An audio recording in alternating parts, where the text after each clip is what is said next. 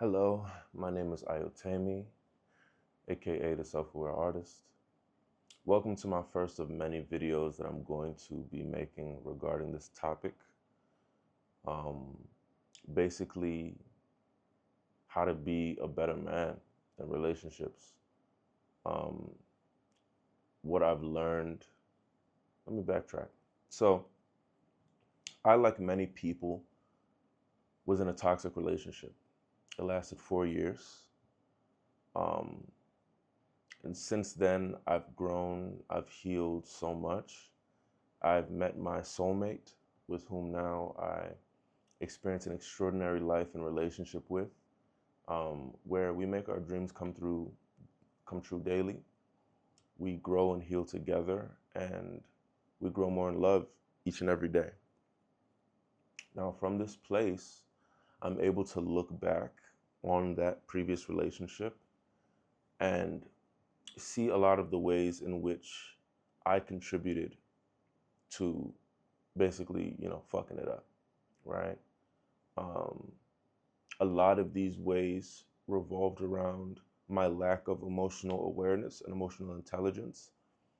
And so I'm sharing these points to basically help, men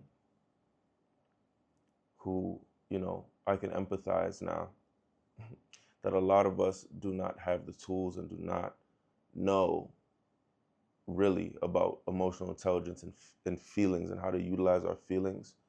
Um, and we often mess up beautiful relationships. Um, so that's what we're gonna delve into in this video. I'm gonna share with you guys 5 ways to transform your love life, 5 ways to never experience a toxic relationship again. All right, let's do it. Number one, speaking their language, speaking their love language. All right, learn your partner's love languages instead of just loving how you want to be loved. Make them feel truly cherished. When I look back on my relationships or my relationship, one of the most profound realizations I had was how we were loving each other in all the wrong ways. We were speaking different love languages, and the miscommunication led to frustration, disappointment, and ultimately the breakdown of our connection. Um, Basically, I'm reading a little bit from my ebook, 11 Ways to Transform Your Love Life. I'm working on it. At at this point, it should be at this point that you watch this video, it very well could be in the description. But as I'm recording this, I've written it. Now it's about getting it designed and making it look really nice for you guys. So check it out in the description. These things will change your life. Um, so yeah, speaking love languages, like in a relationship, I remember feeling like I was the most romantic partner, constantly writing songs and poems and, love letters and literally creating and releasing songs about her. Making songs, there's plethoras of songs that I've made that I haven't released for her. Um, I thought that like pursuing my artist career in order to, blow up and get rich and, basically provide, I wanted to provide all of her needs. My perspective and position towards our relationship was that like she was my queen. Like I would lay down, like if she was walking and it was a puddle, I would lay down my jacket for her to step. You know what I'm saying? The conditioning, like I touched on this in one of my previous videos about feeling and learning how to feel. But basically, yeah, like my whole existence to some degree was to satisfy and provide for her. So I couldn't wrap my mind around how she didn't feel the love. Now, her love languages, which she made sure to explain to, she explained to me. I guess I didn't fully understand. But I remember her saying this, and when I look back, I understand. Yeah, maybe she didn't explain it as much, but when I look back, I understand and I see why it wasn't connecting. It wasn't connecting all the way. She wanted quality time, planned quality time, which, you know, we were doing like a long distance kind of thing, kind of long distance. Like she lived like an hour and a half away.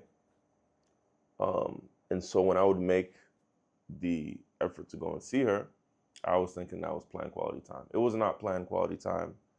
Um, and yeah, like it's about loving them in the way that they receive love. Having communications around this so that you both understand how each other feel loved, and then doing the things that make them feel loved. And you'd be surprised how one effective act, even if it's small, can go a really long way. You know? Um, yeah. For example, in my new relationship now with Manaslin, my baby, she expressed that she likes, what is it? She likes romantic gestures. She also likes plan quality time. And so I've made sure to like plan more dates for us, plan more experiences for us, you know. She also likes I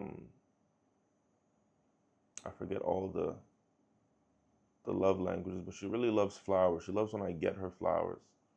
And so I made it a routine that every Monday I will get her flowers. I'll get her a bouquet, you know, that I choose out the flowers. I choose the theme, you know, and I do this like in order to continue to feed and to water that love. You know what I'm saying? Yeah, we'll fly through these. I want to keep it pretty smooth. Okay, yeah. So the different ones are words of affirmation, acts of service, receiving gifts, quality time, and physical touch. So hers receiving gifts, I mean, to some degree, all of them, but the ones that really connect, quality time, um, acts of service, words of affirmation, she's told me. And so I tell her all the time, you know, I make sure to vocally encourage her, you know? So yeah, number two, if you truly love your partner, prioritize healing your own traumas. Unresolved pains will sabotage the bond. Let me read a little bit of my book for you guys. When I entered my relationship, I thought I was ready for love. What I didn't realize was that I was carrying unresolved traumas that would significantly impact our connection. In particular, I had experienced a deep betrayal that profoundly affected my innate sense of peace and safety. This betrayal caused me to withdraw emotionally while I attempted to patch myself up. During this process, I became so consumed with my own feelings and state of mind that I lost the ability to truly connect with others. At the time, I didn't have the faculties or understanding to properly unpack how I felt. In a sense, I had cordoned off a part of myself associated with deep feeling. Holding these emotions and protecting them, never truly able to process what I had gone through. Yeah, this unresolved trauma severely affected my ability to feel and express empathy, which made it very difficult to understand my partner. I couldn't truly feel her emotions or deal with the issues that were coming up in her emotional body. I was completely on the logical side, trying to be a good partner through rational thought and problem solving, but I was always missing the point because I was unable to truly feel what she was experiencing. Absolutely, absolutely. Um, yeah, basically, your traumas, your unresolved traumas, could have created certain belief systems, certain patterns of behavior that you don't even know are affecting your relationship. In my case, it was a thing of empathy. Um, I had experienced something so painful, basically, that like I unknowingly had like basically I wasn't able to feel. I wasn't able to really hold space for other people's feelings in the way that I'm called to do as a being, as a human being that shares this experience with everyone. and so it caused me to withdraw, and it caused me to not actually be able to hear and feel her. You know what I'm saying? Yeah, you have to identify your triggers and understand their origins, recognize your habitual responses to these triggers, and commit to developing healthier responses. And then communicating these things as well. So yeah, it's very important to like really figure out how your traumas might be affecting the way that you are. And out of love, make sure that you're really, working on healing these things, changing these things, healing these things in yourself in order for your relationship to thrive. You know what I'm saying? This is another key that will really help you. Number 3, wholeness and unity. Know and enjoy yourself first. Your partner should complement you, not complete you. Together, you create a fuller picture. When I entered my relationship, I carried a misunderstanding about what it meant to be whole in love. I oscillated between two extremes, believing my partner would complete me and thinking I needed to be entirely self-sufficient. The truth, I've discovered, lies in a more nuanced middle ground. Relationships aren't about two incomplete people coming together to make each other whole. Rather, they're about two individuals, each on their own journey of growth and self-discovery, choosing to walk that path together. Like two puzzle pieces, we are complete in ourselves, yet together we create a fuller and more beautiful picture. I remember constantly seeking validation and a sense of safety from my partner. Every decision, every emotion, every moment of happiness or sadness seemed to hinge on her approval or response. This dependency created an unhealthy dynamic where I lost touch with my own needs and authentic self. What I've come to understand is that the most profound love emerges when we approach relationships from a place of self-knowledge and self-enjoyment. It's not about being perfectly whole or having everything figured out. We're all works in progress. It's about knowing who you are, liking who you are, and being excited to share that self with another person. Absolutely. Yeah, like, this is why being self-aware, being an individual, understanding your own dream, understanding your own concept of yourself and what you want and need for yourself is so important.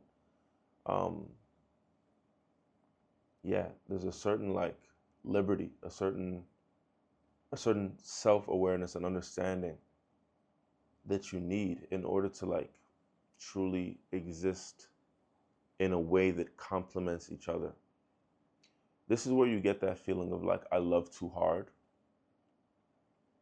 Basically what it is that you lose your own sense of self and your own boundaries in love. A lot of us don't have a real understanding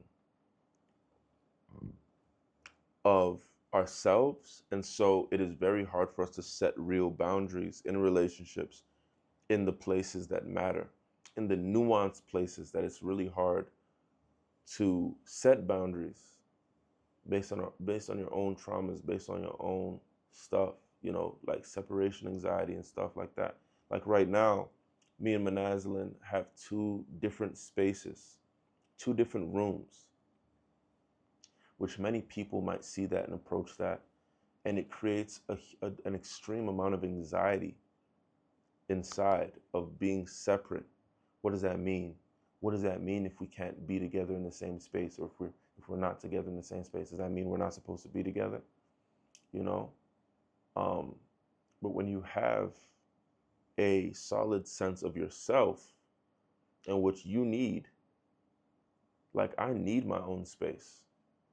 I need a space where I can come and I can record and I can just be and I can just create and allow the divine to flow through me without any other, factors. And that is love, that is self-love, and that makes it so we can complement each other. Before, I was definitely, I went into the relationship, that toxic relationship that is, with the idea that like, I need a partner to complete me. I need a helpmate. I need somebody that is going to be with me to help me, like, achieve my purpose. Um, and yeah, I just remember like being so our sense of, like, my sense of peace was very dependent on her and her emotional state, and therefore I didn't have a grounded sense of peace within myself. Very serious to very important to establish that in yourself, you know, so that you can actually hold space when they do feel emotional, when they are going through stuff, and so they don't feel like a burden that is hurting you guys' peace when they are going through what they're going through. You know what I'm saying? So yeah, moving on. Yeah, emotional intelligence as your guide. Listen to your emotions. They guide you. Do not disconnect from that inner wisdom. When I reflect on my past relationship, one of the most profound realizations I've had is how disconnected I was from my own emotions. This disconnection wasn't just a personal quirk, but a result of deep-seated societal conditioning, particularly as a Black man operating within a patriarchal system. From an early age, I was taught both explicitly and implicitly that being a man meant being strong, stoic, and in control. Emotions were seen as a weakness, something to be suppressed rather than expressed. This conditioning was further complicated by my experience as a Black man, where showing vulnerability could be perceived as particularly dangerous or unacceptable. Yeah, the first step in developing emotional intelligence is recognizing this conditioning and understanding that our emotions are not our enemies. They are valuable sources of information and guidance. Absolutely. Absolutely. Because, you know, I was unable to really hear my emotions. I did not have the tools in order to really give my emotions a voice. Of course, I was unable to communicate my emotions. And I was unable to really feel into the root of the problem of our relationship. That is super key, to be able to listen to your emotions so that you can intuitively feel what is wrong, so that you can communicate and talk about it, and so that you can heal and grow together. Without being able to actually understand and feel your own emotions, I mean, you can see how you can be doomed to fail without just that, without being able to feel what you feel and communicate what you feel. By the end of that toxic relationship, there was so much pent up emotion that I didn't understand how to communicate, or I didn't actually understand what I was feeling. I couldn't name what I was feeling. I couldn't explain what I was feeling. Um, which now I look back and I understand that I felt neglected. I felt unappreciated for everything I did. Um, and yeah, I felt hurt. I wasn't able to communicate that, you know. Um, yeah, communicating my emotions and feeling into my emotions and being able to reflect on my emotions and share them has been one of the pivotal things that has saved and helped my relationship now to thrive, my soul relationship to thrive, being able to communicate my needs. Because a beautiful thing about that, when you communicate your needs, especially to somebody that loves you, is that they're going to make changes in order to make sure that your needs are met. And that is one of the most beautiful and fulfilling things I think that I've experienced as a man. To know that my emotions and my needs are valuable and they're worthy of being honored, to the point that somebody would change something in order to, you know, help facilitate my needs and my emotions and, cater to my emotions. It is deeply fulfilling. It is deeply healing to know that I'm worthy of having my needs met. Crucial to that is understanding what your needs are. Okay, so yeah, your emotions are not your enemy. Your emotions help you understand what your needs are so that your needs can be met, so that you can exist in a beautiful way. They're your help. They're meant to help you. And for our last point today, there's more. In my ebook, there's 11. There's 11 key ones that I found when I explore and really delve into what messed up that relationship, and things that I've learned from it. There are 11. Today we're covering 5. In the next video, we'll cover the other 6. In another video, we'll cover all 11. And it's in my ebook. So, yeah. Last one that we'll cover today. Yeah. Self-love. Self-love as the foundation of all love. Self-love, not relentless people-pleasing. You cannot pour from an empty cup. In the aftermath of my relationship, I realized that at the core of many issues was a fundamental lack of self-love on my part. This deficiency ran deeper than I initially understood and had roots in my experiences as a Black man in our society. The truth is, I didn't fundamentally believe that I deserved love. You know what? I kind of touched on this on my last point. So let's give you a bonus one. Yes, this is huge. Huge. Beyond understanding, true empathy. True empathy. True empathy. True empathy. Empathize. Don't just intellectualize your partner's experience. Attune to their feelings. Now, as men, this is where a lot of us, this is our main thing. There's been a lot of studies about what women need from men. And, you might see this in your own experience as a man or as a woman, that when you are feeling something, your partner might try to intellectualize what you're feeling and then provide a very logical solution to this problem. Now, if you're a woman and you're watching this, definitely that it does not feel like, it's just not what you need at that point. It's not a solution, a logical. Sometimes it is, but a lot of times you are looking for your partner to really feel you. And if you're a man and you've done this before and you've given the solution, and it's a very rational solution that works, but she's not feeling it, it's because she wants you to really empathize and feel her. And what I'm telling you, sir, is that if you are able to really empathize and feel her, you will be able to feel what she needs. What she needs is a solution. So on some level of your soul, you are correct. It just might not be an intellectual solution. She might just need a hug. And that is a solution, but you have to be able to empathize and really feel into your partner's experience so that you can give them what they need, which is what you want to do anyway. So yeah, let me read a little bit from my book. When I look back on my relationship, one of the most profound realization I had was how often I mistook intellectual understanding for true empathy. I prided myself on being a good listener, on being able to analyze and offer solutions to problems. But what I failed to grasp was that empathy goes far beyond mere comprehension. It's about emotional attunement and connection. I remember countless conversations where my partner would share her feelings, and I would respond with logical analysis or problem-solving strategies. I thought I was being helpful, supportive even, but more often than not, those responses were met with frustration or disappointment. "You're not listening," she would say, and I couldn't understand why. After all, haven't I heard every word?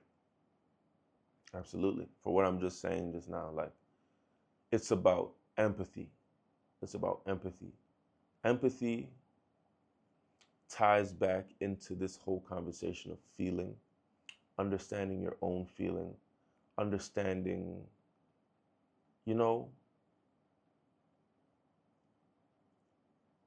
understanding how to really feel, and being able to hold somebody else's emotions, somebody else's experience in that place of empathy. You know what I'm saying? Being able to hold space for other people's feelings. It's extremely important. It's extremely important and could dramatically transform the way that you experience love, transform your love life, transform your relationship. So how do we practically do that? Um, you know what? Yeah. Active listening, not just hearing words, but paying attention to tone, body language, and emotional cues. Emotional attunement, allowing yourself to feel what your partner might be feeling rather than just thinking about it. Validation, acknowledging and accepting your partner's feelings without trying to change or fix them. That's really good because a lot of times, especially if, based on my last point, like your sense of peace is kind of dependent on, you know how they say like happy wife, happy life? That's true to a certain regard, but it's mostly bullshit. Happy people, happy life. You know what I'm saying? So if your sense of peace is dependent on them, then when they are not feeling peaceful, what it can reflect to you is inconvenience in like making our collective peace unpeaceful. And why are you always experiencing some shit? Why can't we just be peaceful? You know what I'm saying? That is the wrong approach. That is the wrong space. And I know people resonated with that just now. That is not how it's meant to be. Your partner should be able to experience their human experience, whatever emotion they're feeling. And it should not affect your sense of peace. You should not be trying to necessarily fix or change them, but rather, from your space of peace, hold space for them, and maybe, if anything, offer what is needed in order to guide them out of that emotion. That is the most loving way to deal with somebody's emotions. That is how you would want somebody to deal with your emotions. Okay? Presence, being fully in the moment with your partner without distraction or the urge to interject. Non-judgment, accepting your partner's emotional experience without critiquing or rationalizing it. So yeah, y'all, I'll give you two little practices that really help me deepen my empathy.